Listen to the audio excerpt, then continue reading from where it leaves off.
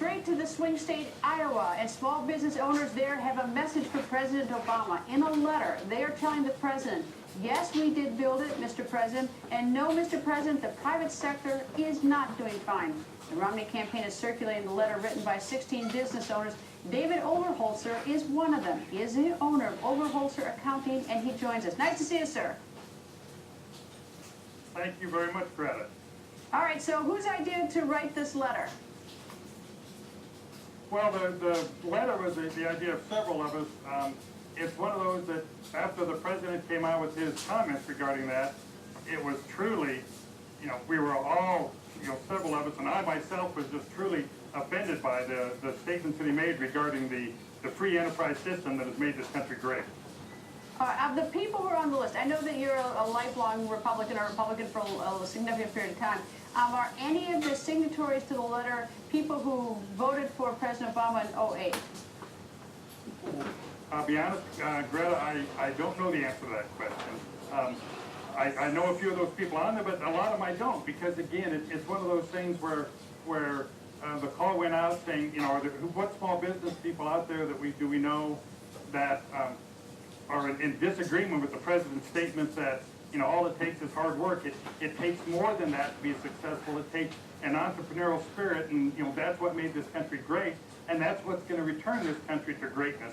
And so, they put the word out, and these are the people that came forward and said, yes, I want to sign something telling the president that he does not understand what made this country great. Okay, there's what he said, which obviously has made a lot of people unhappy who disagree with him. There's what he said, and it is what he has done or not done. Now, you're an accountant, and you have your own business, but you also deal with other businesses. So now let me go to the doing aspect of it.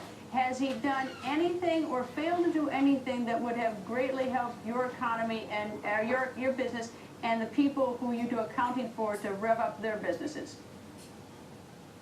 Well, I tell people all the time, the best thing for my personal business is the legislative and regulatory environment that this president has created. Every time they come out with new legislation, it has to do with taxes. I always call it the CPA Job Guarantee Act, because every time you turn around, there's more and more burden coming on my clients and my friends and the entrepreneurs of this country with everything. The prime example I like to give is the 1099 reporting that was part of Obamacare. Oh my gosh, I was putting the word out to anybody who would listen to me that this is a train coming down the tracks at you. I hadn't even thought about that all the change, every time there's a change in the rules or the new regulations, it is job guarantee for accountants almost. I'd never considered it. It's actually, in a twisted sort of way, it helps your business, but it hurts your clients. And absolutely, and I tell people all the time that I would love to go to a flat tax or even as they're compressing it's always tax reform, but it's never tax simplification.